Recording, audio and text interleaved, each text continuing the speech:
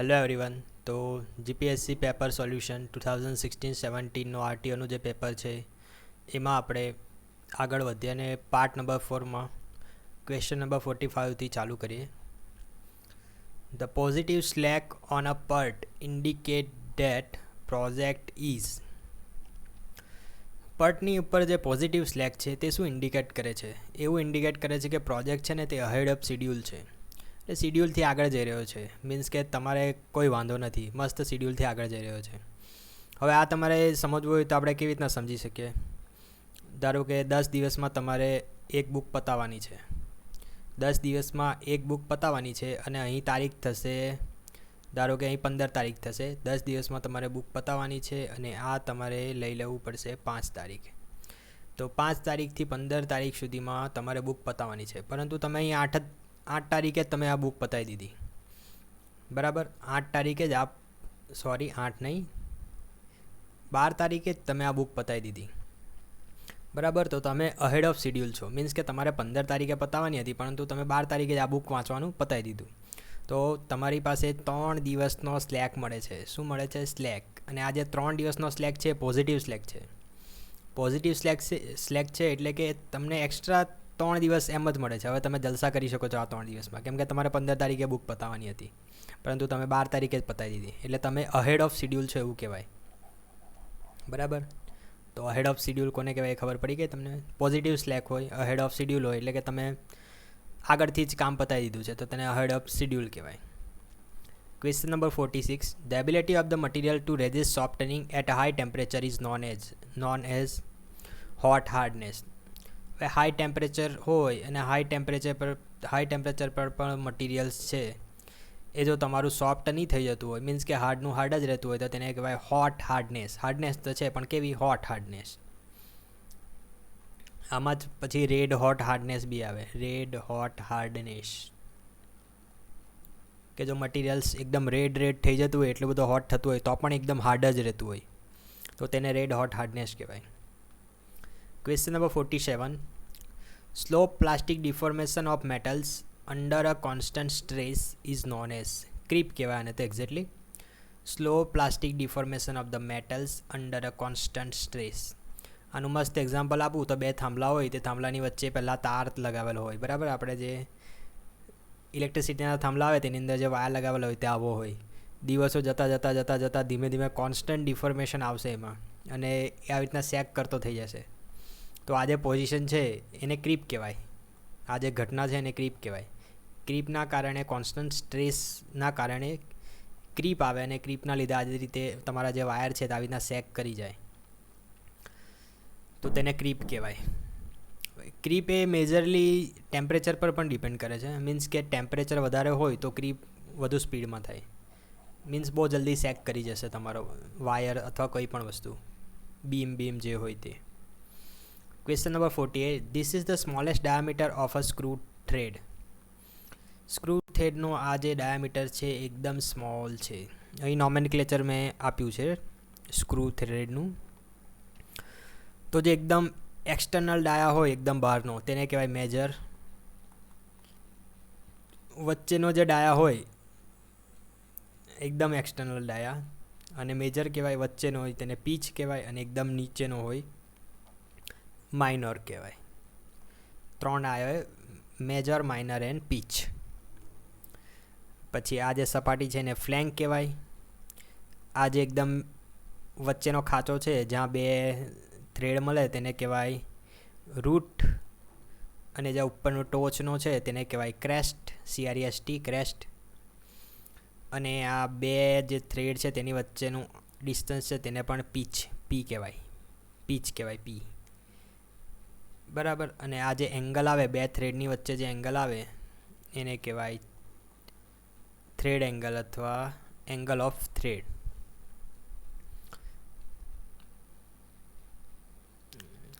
The smallest diameter of the screw thread, તો તેને કહેવાય માઇનોર ડાયા. Question number 49.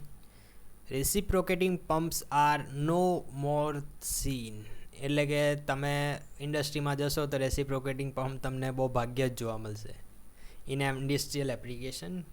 તેનું રીઝન એ છે કે તેમની ઇનિશિયલ કોસ્ટ બહુ હાઈ છે અને મેન્ટેનન્સ કોસ્ટ પણ હાઈ છે. હવે તો શાના માટે? તો તેનું રીઝન આ જે છે એ રેસિપ્રોકેટિંગ પંપ છે.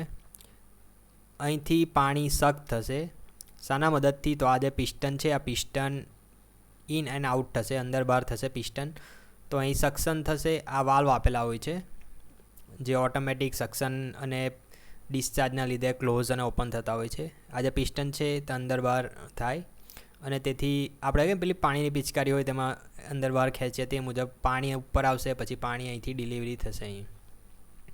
હવે સેન્ટ્રીફ્યુગલ પંપ તો તમે જુઓ છો, સેન્ટ્રીફ્યુગલ પંપ એકદમ ઇઝી છે. આ રીતનો હોય, આની અંદર ઇમ્પેલર હોય, એની સાથે મોટરનો શાફ્ટ કનેક્ટેડ હોય. હવે આમ સેન્ટ્રીફ્યુગલ પંપના પાર્ટ્સ જોશો તો ખાલી એક આ ઇમ્પેલર છે, આ કેસિંગ છે અને બાકીની આ મોટર, એ તો ઇલેક્ટ્રિક વસ્તુ, એ તો અલગ જ આવે. જ્યારે આની અંદર પાર્ટ્સ જોશો તો આની અંદર તમને આ એક ક્રેન્ક જોવા મળશે, આ કનેક્ટિંગ રોડ જોવા મળશે, પછી આ પિસ્ટન જોવા મળશે, પિસ્ટન રોડ જોવા મળશે, સિલિન્ડર જોવા મળશે. તો આ જે રેસિપ્રોકેટિંગ પંપ છે તેની અંદર પાર્ટ્સ બહુ બધા હોય, પાર્ટ્સ ઘણા વધારે, તેથી ફ્રિક્શન વધારે એટલે મેન્ટેનન્સ વધારે, બરાબર. અને પાર્ટ્સ બી બહુ બધા, ઘણા બધા, એટલે એની ડિઝાઇન કરવામાં તકલીફ પડે તથા મેન્યુફેક્ચરિંગમાં બી તકલીફ પડે, એટલે તેની ઇનિશિયલ કોસ્ટ પણ હાઈ. તેથી તે આપણને ઇન્ડસ્ટ્રીમાં જોવા નથી મળતા. Question number 50. Energy from the gravitational field is energy obtained from gravitational field. એટલે એવી કઈ એનર્જી છે કે જે ગ્રેવિટેશનલ ફિલ્ડના આધારે ઓબ્ટેન કરવામાં આવે છે? વિન્ડ એનર્જી એ કંઈ ગ્રેવિટેશનલ ફિલ્ડના કારણે ના હોય. It's due to the temperature difference. Wind. Biomass જે છે એ તો આપણા સોલર એનર્જી પર આવે, કે સૂર્યમાંથી જે ઉર્જા આવે તે વનસ્પતિ પોતાનો ખોરાક બનાવીને પોતાની વૃદ્ધિ કરે અને બાયોમાસ એટલે કે લાકડું બને. કોલ જે છે એ પણ વનસ્પતિ વર્ષોથી અંદર જમીનની અંદર દબાઈ ગયેલી હોય, એટલે એમાં પણ ગ્રેવિટેશનલ ફિલ્ડ કોઈ જાતનું કોઈ ભાગ ભજવતું નથી. તો હવે આ ત્રણ ઓપ્શન નહીં આવે, તો એક જ ઓપ્શન બચ્યો છે, તે છે ટાઇડ્સ.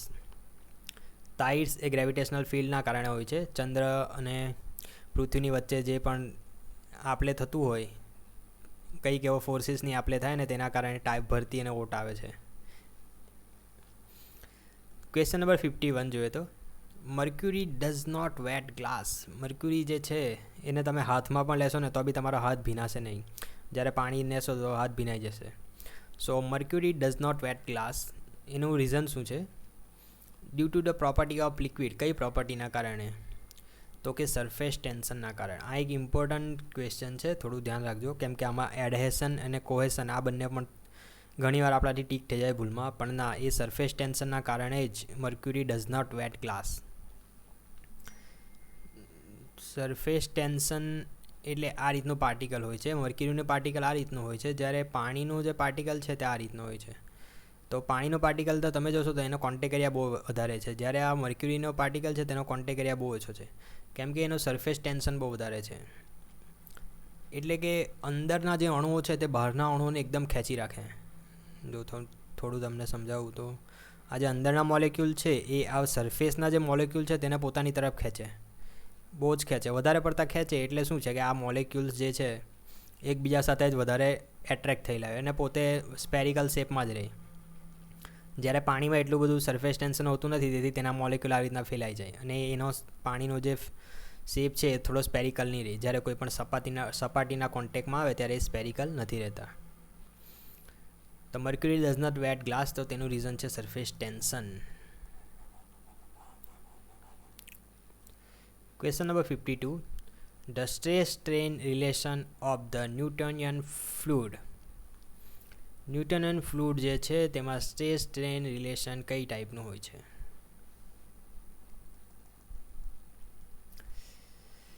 તો આ ગ્રાફ તો તમે ફ્લુઇડ મિકેનિક્સમાં ભણ્યા જ હશો. શિયર સ્ટ્રેસ ટાવ આ ડાયરેક્શનમાં અને આ ડાયરેક્શનમાં du/dy, આને કહેવાય velocity gradient. du/dy tau is equal to mu du/dy. shear stress, dynamic viscosity, velocity gradient. તો બે પ્રકારના ફ્લુઇડ હોય, ન્યૂટોનિયન, નોન ન્યૂટોનિયન. જે પણ ફ્લુઇડ આ રૂલનું પાલન કરે, tau is equal to mu d by d y, તેને ન્યૂટન કહેવાય, અને જે ના પાલન કરે તેને કહેવાય નોન ન્યૂટોનિયન. બે ઇક્વેશન આવે, ન્યૂટોનિયન માટેનું ઇક્વેશન આ, નોન ન્યૂટોનિયન માટેનું ઇક્વેશન આ. તેની અંદર અહીં કશું એક્સ્ટ્રા ઉમેરેલું હોય છે, આ બી. આ બી જે એક્સ્ટ્રા હોય છે એ બી એક્સ્ટ્રા તમને અહીં દેખાય છે. આ જે ઇનિશિયલ સ્ટ્રેસ ટાવ 0 છે એ બીની વેલ્યુ હોય છે. અહીં તમને એક આ વચ્ચેની લાઈન દેખાય છે એ નોન ન્યૂટોનિયન લાઈન છે. અહીં જે આ વચ્ચેની દેખાય છે એ ન્યૂટોનિયનની લાઈન છે. તો હવે તમને ખબર પડી જશે કે stress strain relation of the Newtonian fluid is linear. Simple line જ હોય છે, બરાબર, એટલે લિનિયર. કોઈ પેરાબોલિક, હાઇપરબોલિક એવું કશું હોતું નથી. It's just a linear. Question number 53 આપણે જોઈએ તો the ignition quality of petrol. પેટ્રોલની જે ઇગ્નિશન ક્વોલિટી છે એ કેવી રીતના એક્સપ્રેસ કરવામાં આવે છે? તો ignition quality of petrol is expressed by octane number. કેવી રીતના? ઓક્ટેન નંબર દ્વારા એક પેટ્રોલની ઇગ્નિશન ક્વોલિટી નક્કી કરવામાં આવે છે. કેવી રીતના યાદ રાખવાનું? તો પેટ્રોલવાળી સાયકલ કઈ છે? તો કે ઓટો, OTTO, ઓટો સાયકલ. ઓ પરથી ઓક્ટેન યાદ રાખવાનું, બરાબર. તો હવે ડીઝલનું તો ખબર પડી જશે કે ડીઝલમાં C10 આવે, CETANE. એક ઓક્ટેન આવે, બીજું C10 આવે. હવે બીજી એક વસ્તુ છે જે મારે તમને જણાવવી છે કે જે આપણા ઇન્ડિયામાં પેટ્રોલ છે તે પેટ્રોલનો ઓક્ટેન નંબર જનરલી 70 to 80 હોય છે. જ્યારે ડીઝલ છે, ડીઝલનો C10 નંબર 40 to 50ની વચ્ચે હોય છે, બરાબર. આ ક્વેશ્ચન પૂછાય છે કે આપણા ઓક્ટેન નંબર ને C10 નંબર કેટલા હોય છે. હવે બીજું કે ઓક્ટેન નંબરમાં શું આવે? ઓક્ટેન નંબરની અંદર શું આવે? તો ઓક્ટેન નંબરમાં આઇસો ઓક્ટેન અને N-હેપ્ટેન, આ બંનેના આધારે ઓક્ટેન નંબર નક્કી કરવામાં આવે. અને C10 નંબર કેવી રીતના નક્કી કરવામાં આવે? તો C10 નંબર માટે નોર્મલ C10 હોય છે અને બીજું છે alpha methyl naphthalene, METHYLENE, naphthalene. તો C10 માટે normal C10, alpha methyl naphthalene. Octane માટે આઇસો ઓક્ટેન અને N-હેપ્ટેન. હવે કેવી રીતના નક્કી કરવામાં આવે? તો આઇસો ઓક્ટેન જે છે એ 0% હોય. આઇસો ઓક્ટેન જો 100% આઇસો ઓક્ટેન હોય, પેટ્રોલની અંદર 100% આઇસો ઓક્ટેન હોય તો 0% નોક, એટલે કે નોક નીચ થાય. અને જો N-હેપ્ટેન જ 100% હોય પેટ્રોલની અંદર તો 100% નોક થાય. તો આના આધારે આપણી જે ઇગ્નિશન ક્વોલિટી છે એ નક્કી કરવામાં આવે. જેમ કે અહીં ઉપર કીધું કે પેટ્રોલની અંદર 70, ચાલો આપણે ધારી લઈએ કે 70 ઓક્ટેન નંબર છે પેટ્રોલની અંદર. તો 70 ઓક્ટેન નંબર છે એનો મતલબ એ છે કે 70% આઇસો ઓક્ટેન છે. આઇસો ઓક્ટેન 70% આઇસો ઓક્ટેન છે. જો ઓક્ટેન નંબર 70 હોય તો 70% આઇસો ઓક્ટેન છે. અને જો C10 નંબર 50 હોય તો નોર્મલ C10 50 છે, અને બાકીનું 50 આલ્ફા મિથાઇલ નેપ્થેલિન છે. જ્યારે આની અંદર બાકીનું 30 N-હેપ્ટેન છે. N-હેપ્ટેન હોય તો 100% નોક, એટલે નોક કરે કોણ એકચ્યુઅલી? તો N-હેપ્ટેન નોક કરે. આની અંદર નોક કરે કોણ? તો આલ્ફા મિથાઇલ નેપ્થેલિન જે છે એ નોક કરે, બરાબર. આલ્ફા મિથાઇલ નેપ્થેલિન એ નોક કરે એટલે નોકિંગ કરે. નોર્મલ C10 છે એ નોકિંગ નહીં કરે, નોકિંગ ના કરે. તો આ થોડું એન્ટિક છે, વિચિત્ર છે, પણ ધ્યાન રાખજો.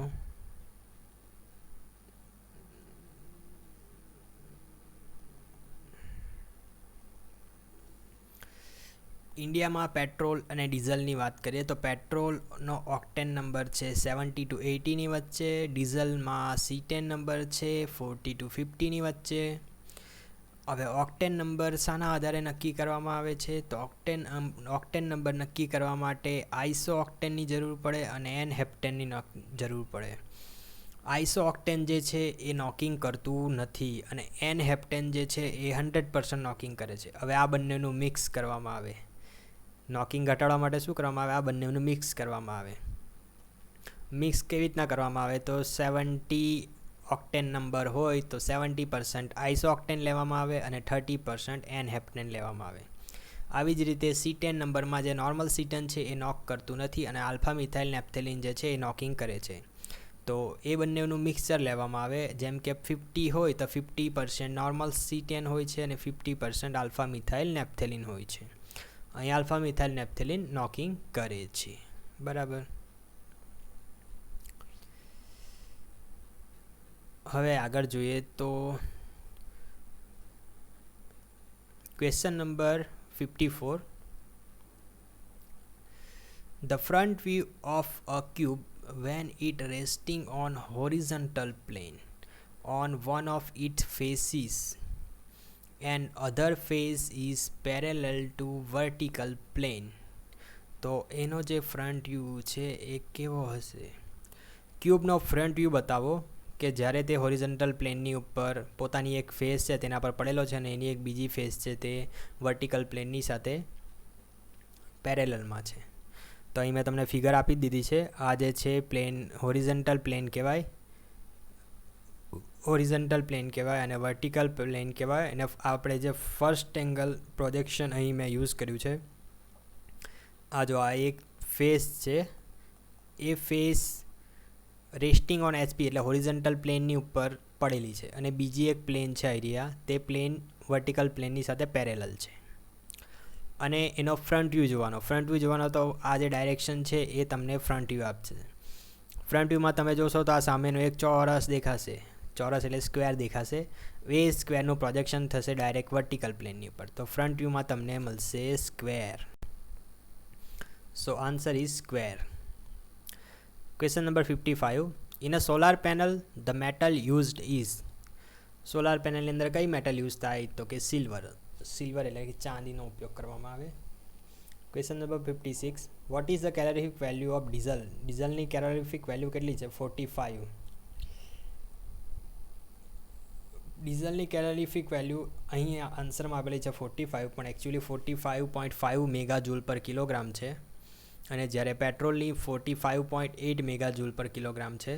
પરંતુ ડીઝલ જે છે એની ડેન્સિટી બહુ વધારે છે. ડીઝલની ડેન્સિટી વધારે છે એટલે તેની અંદર તમે આટલું ડીઝલ લો અને આટલું પેટ્રોલ લો, પરંતુ આટલા ડીઝલની અંદર એનર્જી વધારે હશે આટલા પેટ્રોલ કરતાં, કેમ કે ડીઝલની ડેન્સિટી વધારે છે. બંનેની કેલોરીફિક વેલ્યુ સેમ જેવી જ છે, જેમ કે 45.5 અને 45.8. Question number 57. The fuel used in a nuclear reactor. Nuclear રિએક્ટરની અંદર કયું ફ્યુલ યુઝ થાય? યુરેનિયમનો યુઝ ન્યુક્લિયર રિએક્ટરની અંદર કરવામાં આવે છે. The radiation in the sunlight. Question number 58. Radiation in the sunlight that gives a feeling of hotness. એટલે એવું રેડિયેશન કે જે આપણને ગરમ લાગે. તો એ કયું? ઇન્ફ્રારેડ. જનરલી બધા જ જાણે છે કે ઇન્ફ્રારેડ રેડિયેશન જે હોય તે આપણને ગરમ લાગે. Question number 59. Harmful radiation emitted by sun દ્વારા કયું એક રેડિયેશન છે કે જે હાર્મફુલ છે? તો કે અલ્ટ્રાવાયોલેટ રેડિયેશન હાર્મફુલ છે અને એટલે જ આપણે ગ્લાસીસ બનાવીએ ત્યારે અલ્ટ્રાવાયોલેટવાળા ગ્લાસીસ બનાવતા હોઈએ છીએ, ચશ્મા. Question number 60. Solar cell convert. Solar cell શું કરે? તો કે સોલાર એનર્જીને ઇલેક્ટ્રિકલ એનર્જીમાં કન્વર્ટ કરે. Question number 61. Poise is the unit of surface tension or viscosity. Actually it's viscosity. આ ખરું ઉપર એમ જતું રહ્યું છે. Poise is the unit of viscosity. અને એ પણ કઈ viscosity? Dynamic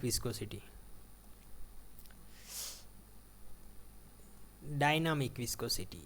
Poise is the unit of dynamic viscosity. આમના આ બધી વસ્તુ વિશે થોડુંક અહીં મેં સમજાવ્યું છે, જે જોઈ લઈએ આપણે. ડાયનામિક વિસ્કોસિટી કોને કહેવાય? ડાયનામિક વિસ્કોસિટી એટલે આ જે ફોર્મ્યુલા છે tau is equal to mu d u by d y, tau is equal to mu d u by d y. આ જે ફોર્મ્યુલાની અંદર જે મ્યુ આવે છે, મ્યુ જે છે ડાયનામિક વિસ્કોસિટી છે. તો મ્યુનો યુનિટ જનરલી પૂછે છે આ લોકો એક્ઝામમાં કે ડાયનામિક વિસ્કોસિટીનો એમએલટી દર્શાવો અથવા યુનિટ દર્શાવો. તો mu is equal to tau, ઉપર ટાવ આવી જશે, નીચે velocity gradient d u by d y જતું રહેશે. ટાવ એટલે કે શિયર સ્ટ્રેસ, સ્ટ્રેસનો યુનિટ તમને ખબર છે કે ન્યૂટન પર મીટર સ્ક્વેર. ડીયુ એટલે યુ જે છે વેલોસિટી છે, વાય જે છે એ ખાલી એમ જ હાઇટ છે. તો હાઇટ માટે મીટર, વેલોસિટી માટે મીટર પર સેકન્ડ. હવે અહીં તમે જોશો તો આ ઉપરનું મીટર નીચેનું મીટર કેન્સલ, તો ન્યૂટન સેકન્ડ પર મીટર સ્ક્વેર આનો યુનિટ થઈ જશે. બરાબર, મ્યુનો યુનિટ ન્યૂટન સેકન્ડ પર મીટર સ્ક્વેર થશે. આનું ઘણીવાર એમએલટી ફોર્મ પણ પૂછે છે. એમએલટી ફોર્મ આ ન્યૂટનનું તો તમને યાદ જ હોય, m1L1T-2.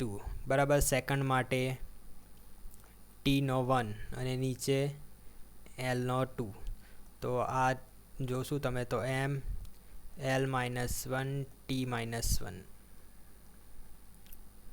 L-1T-1 આ એનું એમએલટી ફોર્મ થશે. ડાયનામિક વિસ્કોસિટી કહેવાય કોને? તો મ્યુને ડાયનામિક વિસ્કોસિટી કહેવાય. તેનો ન્યૂટન સેકન્ડ પર મીટર સ્ક્વેર એ તેનો એસઆઈ એકમ છે. હવે સીજીએસ યુનિટ જોઈએ તો ડાઇન, ન્યૂટનનું ડાઇન થઈ જાય સીજીએસમાં, ડાઇન સેકન્ડ પર સેન્ટીમીટર સ્ક્વેર. ડાઇન સેન્ટીમીટર પર સેકન્ડ સ્ક્વેર છે તેને કહેવાય પોઈઝ, POISE, પોઈઝ. તો એક પોઈઝ બરાબર કેટલું થાય? તો 0.1 ન્યૂટન સેકન્ડ પર મીટર સ્ક્વેર, અથવા 1 ન્યૂટન સેકન્ડ પર metre square is equal to 10 poise. બરાબર, આ રીતે તમારે યાદ રાખી શકો છો. આ પણ ડાયરેક્ટલી ક્વેશ્ચનમાં પૂછાય છે કે એક પોઈઝ એટલે 0.1 ન્યૂટન સેકન્ડ પર મીટર સ્ક્વેર. ડાયનામિક વિસ્કોસિટી જો આવે એ મ્યુને તમે રો વડે ભાગી કાઢો તો તમને મળી જાય કાઇનેમેટિક વિસ્કોસિટી. મ્યુને જો ડેન્સિટી વડે ભાગી કાઢો તો તમને મળી જાય કાઇનેમેટિક વિસ્કોસિટી. કાઇનેમેટિક વિસ્કોસિટીનો એકમ છે મીટર સ્ક્વેર પર સેકન્ડ. શું એકમ છે? મીટર સ્ક્વેર પર સેકન્ડ. અને સીજીએસ સેમી સ્ક્વેર પર સેકન્ડ થઈ જાય, અને સેમી સ્ક્વેર પર સેકન્ડને સ્ટોક કહેવાય, STOK, સ્ટોક. તો એક સ્ટોક બરાબર કેટલા થશે? તો અહીં તો તમે ઇઝીલી કેલ્ક્યુલેટ કરી શકો છો કે આ બાજુ મીટર સ્ક્વેર પર સેકન્ડ છે અને આ બાજુ સેમી સ્ક્વેર પર સેકન્ડ છે. સેકન્ડનું તો કશું છે નથી. મીટર સ્ક્વેરને સેમી સ્ક્વેરમાં કન્વર્ટ કરવું હોય તો 10⁻⁴. તો 1 સ્ટોક એટલે આ સેમી સ્ક્વેર પર સેકન્ડ છે is equal to 10⁻⁴ metre square પર સેકન્ડ. આ યુનિટ પણ જનરલી એક્ઝામમાં પૂછાય છે. So poise is the unit of dynamic viscosity. Question number 62. Which of the following instrument can be used for measuring a speed of an aeroplane? એરોપ્લેનની speed માપવા માટે generally પીટોટ ટ્યુબનો use થાય. શાનો use થાય? પીટોટ tube, PITOT, પીટોટ tube. પીટોટ tube કેવી આવે? ધારો કે આ પાણી જતું છે, તેની અંદર આ રીતની જે ટ્યુબ ઇન્સર્ટ કરેલી હોય તેને પ્યુટેડ ટ્યુબ કહેવાય. એક જ મિનિટ. આ જે ટ્યુબ છે ને પીટોટ ટ્યુબ કહેવાય. એ તમને અહીં કંઈક મેઝરમેન્ટ દર્શાવે પાણીનું. એ હાઇટના આધારે તમે વેલોસિટી માપી શકો. તો પીટેડ ટ્યુબના આધારે તમે એરોપ્લેનની સ્પીડ માપવામાં આવે છે. Question number 63. Flow occurring in a pipeline when a valve is being opened. જ્યારે તમે વાલ્વ એટલે કોઈ પણ નળ ખોલો ત્યારે પાઇપલાઇનમાં કેવો ફ્લો અકર થાય? કેવા ટાઈપનું પાણીનું વહન થાય? તો કે અનસ્ટેડી ફ્લો. અનસ્ટેડી એટલે શું? કે કોઈ પણ એક પોઈન્ટની ઉપર properties with respect to time સરખી નહીં રહે, એટલે કે ચેન્જ થયા કરે, ચેન્જ કન્ટિન્યુઅસલી. આ પાણીનો પાઇપ છે, અહીં નળ મૂકેલો છે, આ નળમાંથી તમે આ રીતે ખોલશો. જ્યારે તમે નળ ખોલશો તો આની વેલોસિટી ધીમે ધીમે વધશે. મીન્સ કે આ પોઈન્ટની આગળ એની પ્રોપર્ટી એટલે કે વેલોસિટી સ્ટેડી નથી વિથ રિસ્પેક્ટ ટુ ટાઈમ, તો તેને કહેવાય અનસ્ટેડી ફ્લો. બરાબર. Question number 64. Two pipe system can be said to be equivalent. બે પાઇપ સિસ્ટમ છે is said to be equivalent if when the following quantities are same. કઈ quantity same હોય તો equivalent કહેવાય? તો friction loss and flow. Friction loss અને જો flow same હોય તો તે પાઇપને ઇક્વિવેલન્ટ કહેવાય. ફ્રિક્શન લોસ HF અને ફ્લો એટલે કે ડિસ્ચાર્જ. ફ્રિક્શન લોસ અને જો ફ્લો સેમ હોય તો તે પાઇપ ઇક્વિવેલન્ટ કહેવાય.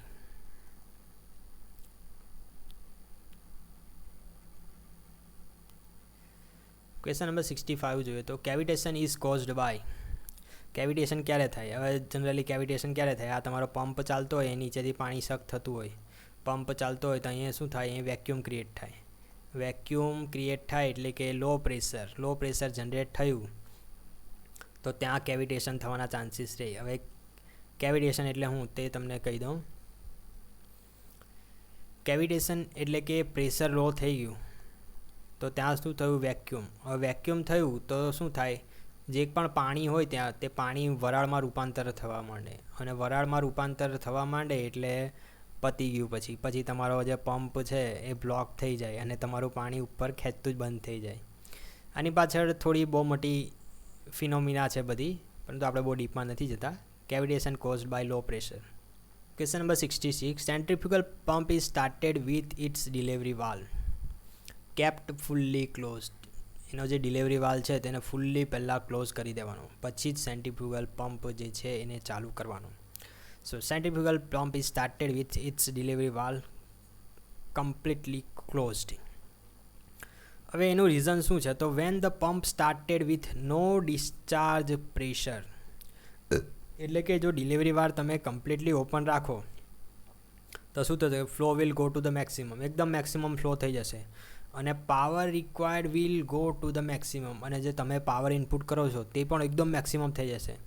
And motor will trip on overload, અને ઓવરલોડ પ્રોટેક્શન તમે મૂક્યું હોય, ઓવરલોડ પ્રોટેક્શન એટલે કે MCB ELCB તમે મૂક્યું હોય તો એ જે MCB ELCB છે તે ટ્રીપ થઈ જશે. બરાબર. તો હવે તમને ખબર પડી શાના માટે આપણે ડિલિવરી વાલ્વ કમ્પ્લીટલી ક્લોઝ કરે? કેમ કે પંપ સ્ટાર્ટ કરે અને નો ડિસ્ચાર્જ પ્રેશર હોય તો બહુ જોરમાં પાણી નીકળવાનું ચાલુ થઈ ગયું અને flow will be go to maximum, અને જે પાવર છે તે પાવરની રિક્વાયરમેન્ટ પણ મેક્સિમમ થઈ જશે. અને પાવર જો મેક્સિમમ થઈ જાય તો ELCB ને MCB જે હોય છે તે ટ્રીપ થઈ જાય અને ફરી બંધ થઈ જાય. So starting with a close delivery valve and slowly opening will fill the system so date.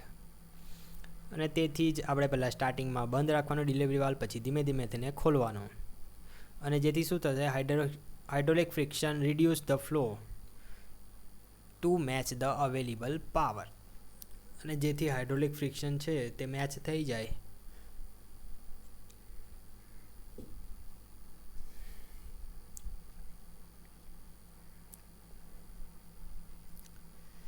So that hydraulic friction will reduce the flow to match the available power. હવે અવેલેબલ પાવરને match કરવા માટે તેનું જે friction છે તે match થઈ જાય, અને તમારી જે MCB ELCB છે તે ટ્રીપ થતી નથી.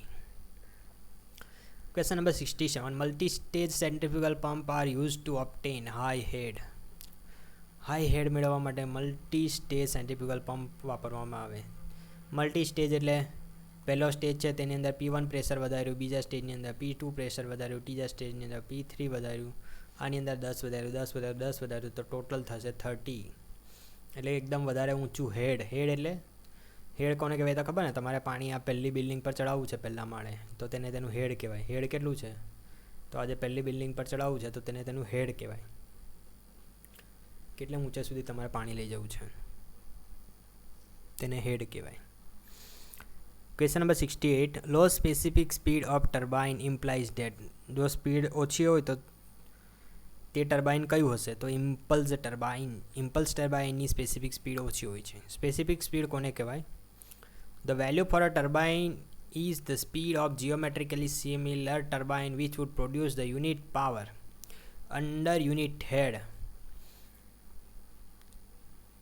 The specific value of the turbine is the speed of a geometrically similar turbine.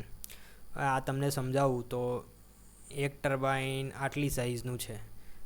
હવે એ જ શેપ એ જ છે પરંતુ સાઇઝ અલગ છે. હવે would produce unit power 1 kilowatt power produce કરવા માટે, અને આ પણ 1 કિલોવોટ પાવર પ્રોડ્યુસ કરવા માટે જે સ્પીડ જોઈએ, આની સ્પીડ અને આની સ્પીડ 1 મીટરના હેડ માટે, આમાં પણ 1 મીટરના હેડ માટે જીઓમેટ્રિકલી સિમિલર ટર્બાઇન એટલે કે જેનું શેપ સરખું હોય પરંતુ સાઇઝ અલગ અલગ હોય. જેમ કે આ નાનું છે તો આ મોટું છે, પરંતુ પાવર 1 કિલોવોટ જ, અને બી પાવર 1 કિલોવોટ જ, અને 1 મીટરનું જ હેડ જનરેટ કરવાનું અને બી 1 મીટરનું જ હેડ જનરેટ કરવાનું. ખાલી સાઇઝ અલગ અલગ છે, આ મોટું છે ને નાનું છે. તો તેના માટે આની સ્પીડ કેટલી જોઈએ અને આની સ્પીડ કેટલી જોઈએ, તો તેને કહેવાય સ્પેસિફિક સ્પીડ. શું કહેવાય? Specific speed. એ કોના દ્વારા આપવામાં આવે? તો મેન્યુફેક્ચરર દ્વારા આપવામાં આવે, અને it is refer to the point of maximum efficiency. એટલે જે મેક્સિમમ એફિશિયન્સી જ્યાં મળતી હોય તે જ સ્પેસિફિક સ્પીડને ગણવામાં આવે. અને એ સ્પેસિફિક સ્પીડ જે છે મેન્યુફેક્ચરર દ્વારા આપવામાં આવે છે. લો સ્પેસિફિક સ્પીડ હોય તો લો સ્પેસિફિક સ્પીડ કોની છે? તો પેલ્ટન વ્હીલ ટર્બાઇન, એટલે કે ઇમ્પલ્સ ટર્બાઇન. પેલ્ટન વ્હીલની સ્પીડની સ્પેસિફિક સ્પીડ ઓછી છે. ક્વેશ્ચન નંબર 69 જે છે એ તો કેન્સલ થયેલો છે, કેમ કે અહીં casting of the centrifugal pump એવું નહીં આવે. Casing of a centrifugal pump is design to minimize loss of kinetic energy. Kinetic એનર્જીના લોસને મિનિમાઇઝ કરવા માટે એનું કેસિંગ જે છે ડિઝાઇન કરવામાં આવે. Question number 70. In a reaction turbine draft tube is used. Draft ટ્યુબનો યુઝ રિએક્શન ટર્બાઇનમાં શા માટે કરવામાં આવે? તો જ્યારે પણ આપણી જે ટર્બાઇન છે, ટર્બાઇનની બહાર જે પણ પાણી નીકળતું હોય આઉટપુટમાં, તેની છે ને કાઇનેટિક એનર્જી બહુ બધી હોય. બહુ બધી એટલે ઘણી વધારે હોય. હવે એ કાઇનેટિક એનર્જીને આ લોકો ડ્રાફ્ટ ટ્યુબની મદદથી શું કરે? તો એક્સપાન્શન દ્વારા પ્રેશરમાં કન્વર્ટ કરી દે. અને એનો ફાયદો એ છે કે તમને છે ને કાઇનેટિક એનર્જી છે એનું કન્વર્ઝન થશે ટુ ફ્લો એનર્જીમાં by gradual expansion of the flow cross section. Gradual expansion. તમારું ટર્બાઇન આ હોય, ટર્બાઇનનું આઉટપુટ આ છે, તો અહીં તમને આ રીતની ડ્રાફ્ટ ટ્યુબ જોવા મળશે. ડ્રાફ્ટ ટ્યુબ શું છે? ગ્રેજ્યુઅલ એક્સપાન્શન છે, અને આ જે સ્પીલવે છે એટલે આની અંદર તમારું જે જળાશયનું પાણી છે તે હશે. અહીંથી બધું પાણી આવ્યું, તેની કાઇનેટિક એનર્જી બહુ હાઈ હોય, પરંતુ અહીં એક્સપાન્ડ થાય એટલે એની કાઇનેટિક એનર્જી ઘટી જાય અને થોડી પ્રેશર એનર્જી વધી જાય. અને તેનાથી શું ફાયદો થાય? તો તમને એક્સ્ટ્રા પાવર આઉટપુટ મળે. એક્સ્ટ્રા પાવર આઉટપુટ મળે નથી. Draft tube is the diverging tube. Diverging tube at the exit of runner turbine. ટર્બાઇનનું જે રનરની એક્ઝિટ છે ત્યાં હોય. This draft tube is at the turbine because it increases the pressure of the existing fluid, the expense of its velocity.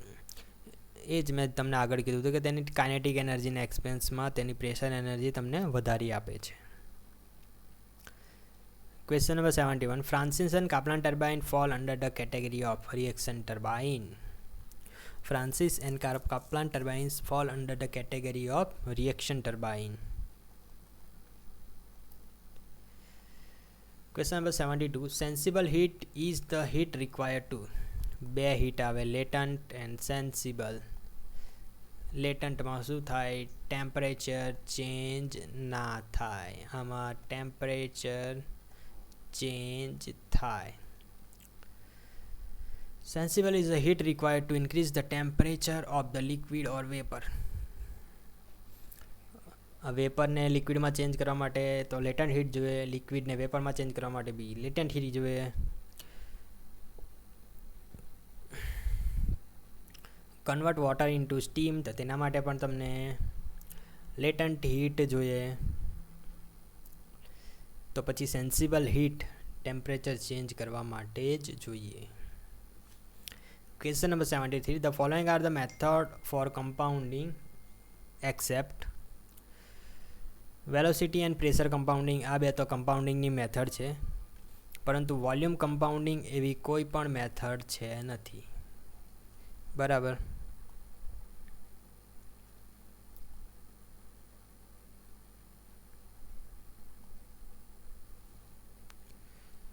Which of the following cycle uses air as a refrigerant? The Bell Coleman cycle જે છે એ refrigerant તરીકે એરને વાપરે છે અને generally એરોપ્લેનમાં વપરાય.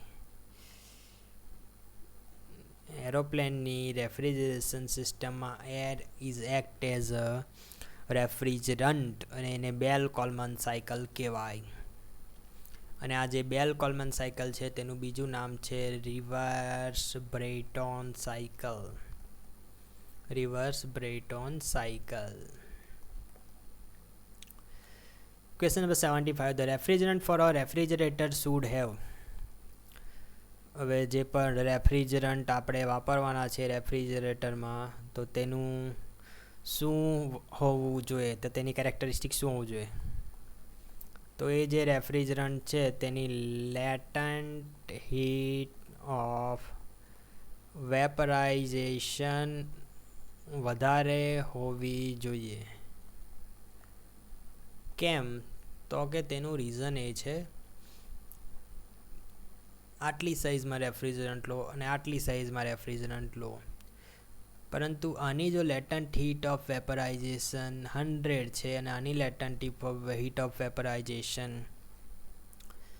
જો 50 છે, means કે જ્યારે પણ આ જે રેફ્રિજરન્ટ છે એ વેપરમાં કન્વર્ટ થશે ત્યારે તે 100ની હીટ એબ્સોર્બ કરશે અને આ ખાલી 50ની જ હીટ એબ્સોર્બ કરશે.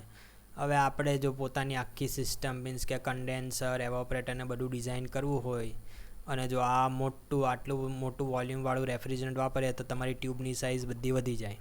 પરંતુ આપણે તો એવું નથી કરવું. આપણે તો ટ્યુબની સાઇઝ મિનિમમ રાખવી છે, તો તેના માટે લેટન્ટ હીટ ઓફ વેપરાઇઝેશન જેની વધારે હોય તે જ રેફ્રિજરન્ટ યુઝ કરવાનું. બરાબર. તો અહીં આન્સરમાં છે હાઈ લેટન્ટ હીટ ઓફ વેપરાઇઝેશન, જેની વધારે હોય તે જ વપરાય.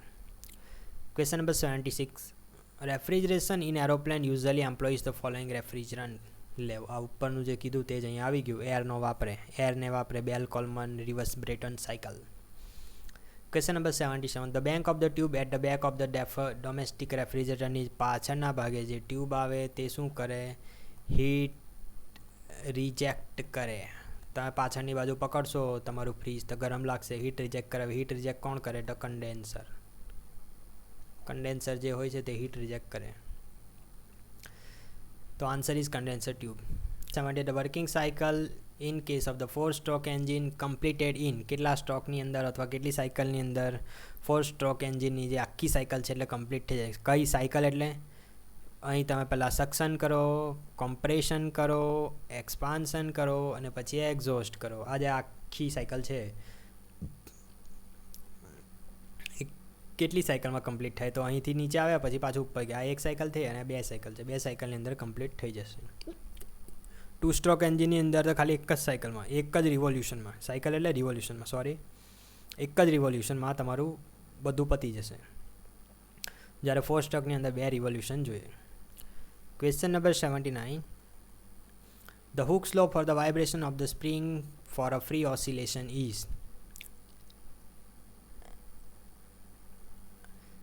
અહીં તમે સ્પ્રિંગ લગાવેલી છે, તેની નીચે એમ માસનો એક ટુકડો લગાવેલો છે. માસનો ટુકડો લગાવશો એટલે નીચે માસના ટુકડાની ઉપર નીચે ફોર્સ લાગશે F = mg. જેવો mg ફોર્સ નીચે લાગશે તેવો ઉપરની તરફ સ્પ્રિંગ ફોર્સ લાગશે K&S. કે જે છે સ્પ્રિંગનું સ્ટીફનેસ છે અને S એ તેનું ડિફ્લેક્શન છે. બરાબર. તો અહીં mg = KS થશે. બરાબર, ડાયરેક્ટલી તમને મળી ગયું. Hooke's law for the vibration spring of free oscillation is mg = KS. Question number 80 જોઈએ તો the air standard efficiency of the Otto cycle compare to diesel cycle for a given compression ratio. મેં જે IC એન્જિનનો એક video બનાવ્યો છે તેની અંદર આ લખ્યું છે ડીઝલ સાયકલને કોમ્પ્રેશન રેશિયો પર જેની એફિશિયન્સી કોની વધારે હોય તો ઓટો સાયકલની એફિશિયન્સી વધારે હશે ડીઝલ કરતાં. તે મેં કેવી રીતે આવે છે એ બધું સમજાવ્યું છે. એ વિડીયો તમને જોવા વિનંતી. Question number 81. The knocking in the spark ignition engine can be reduced by. એક તો સ્પીડ ઇન્ક્રીઝ કરવાનું અને બીજું સ્પાર્કને રિટાર્ડ કરવાનું. સ્પાર્કને રિટાર્ડ કેવી રીતના કરવાનું? તો તમે વાલ્વ ટાઇમિંગ ડાયાગ્રામ જોયો જ હશે. તો વાલ્વ ટાઇમિંગ ડાયાગ્રામમાં અહીં સ્પાર્ક નહીં થાય પરંતુ 10 ડિગ્રીના પહેલાં સ્પાર્ક થાય. તમારો જ્યારે કોમ્પ્રેશન સ્ટોક હોય તે કોમ્પ્રેશન સ્ટોક પહોંચે તેના 5 થી 10 ડિગ્રી પહેલાં સ્પાર્ક થાય. હવે રિટાર્ડિંગ ધ સ્પાર્ક પ્લગ એટલે જે સ્પાર્ક પ્લગ છે તેને રિટાર્ડિંગ ધ સ્પાર્ક પ્લગ એટલે 10 ડિગ્રીની જગ્યાએ 5 ડિગ્રીએ કરવાનું અથવા તો સ્પીડ ઇન્ક્રીઝ કરવાની. બરાબર, આ બંનેના આધારે તમે જે છે એ નોકિંગ ઘટાડી શકો. ક્વેશ્ચન નંબર 82 જોઈએ તો the mini drafter serves the purpose of everything accept. Mini drafter કેવું આવે તો તમને ખબર જ હશે. આ રીતની બે અહીંયા હોય, અહીંયા એક ચોરસ ડબ્બું હોય, તમે લોકોએ વાપર્યું જ હશે. આ રીતનું હોય, પછી અહીંયા આ રીતની આખી પેલી હોય અને આને તમારે બોર્ડની સાથે લગાવવાનું હોય. અહીં તમને કોણ માપક પણ મળી જાય. તો મિની ડ્રાફ્ટર સર્વ the purpose of everything accept scale. તો આઈ ભાઈ સ્કેલ તો છે જ. સેટ સ્ક્વેર, હા સેટ સ્ક્વેર જેવું પણ છે જ. પ્રોટેક્ટર બી અહીંયા હોય જ છે, પરંતુ કંપાસ એટલે કે હોકાઈ યંત્ર જેવું કોઈ પર્પઝ સર્વ નથી કરતું. અથવા કંપાસ એટલે પેલું પણ આવે, અહીં ચીંદી અણી હોય એને કંપાસ કહેવાય. બરાબર ને, કંપાસ અહીં પેન્સિલ નાખીને તમારે ડ્રો કરવાનું હોય, તો અહીંનો કોઈ પર્પઝ સર્વ કરતું નથી. Question number 83 the 2 ways of drawing orthographic projection are. Orthographic projection માટેના કઈ બે મેથડ છે. તો તમે આ તો જાણો જ છો કે આ જે પ્લેન છે વર્ટિકલ પ્લેન છે, આ જે પ્લેન છે હોરિઝોન્ટલ પ્લેન છે. આ જે છે એ પહેલો રીજન ફર્સ્ટ એંગલ કહેવાય, પહેલો રીજનની ફર્સ્ટ એંગલ કહેવાય. આ સેકન્ડ એંગલ, આ થર્ડ એંગલ અને ફોર્થ એંગલ. તો ફક્ત બે જ રીતે આપણે ઓર્થોગ્રાફિક પ્રોજેક્શનમાં ડ્રોઈંગ કરતા હોઈએ છીએ, એક તો ફર્સ્ટ એંગલ અને બીજું થર્ડ એંગલ. હવે એનું રીઝન શું? તો એનું રીઝન મેં અહીં લખેલું છે.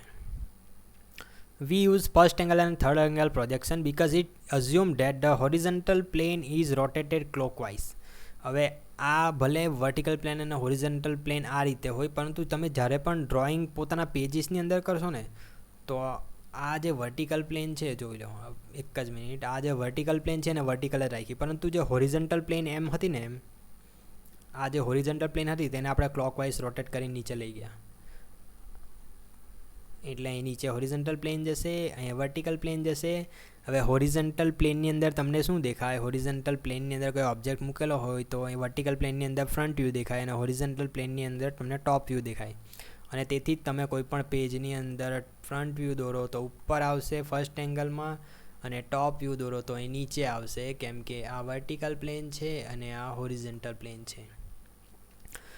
હવે જો તમે સેકન્ડ એંગલમાં અથવા જો ફોર્થ એંગલમાં દોરવાનું વિચારો તો જે ફ્રન્ટ વ્યૂ છે અને ટોપ વ્યૂ છે એ એકબીજાની ઓવરલેપ થઈ જશે. આ હોરિઝોન્ટલ પ્લેનને આ રીતે ફેરવો તો શું થશે? આ ફોર્થમાં તો અહીંયા જ બધું આવી જશે. આ બી ફ્રન્ટ વ્યૂ બી અહીંયા જ આવી જશે, ટોપ વ્યૂ બી અહીંયા જ આવી જશે, સેકન્ડમાં બી બધું ઉપર આવી જશે. બંને ફ્રન્ટ વ્યૂ અને ટોપ વ્યૂ બંને ઉપર જતા રહેશે. એટલે આપણે ખાલી ફર્સ્ટ અને થર્ડ એંગલ પ્રોજેક્શન મેથડનો જ આપણે યુઝ કરીએ છીએ. Okay, so thank you very much. So please like, share and subscribe my channel Sinhal's Academy.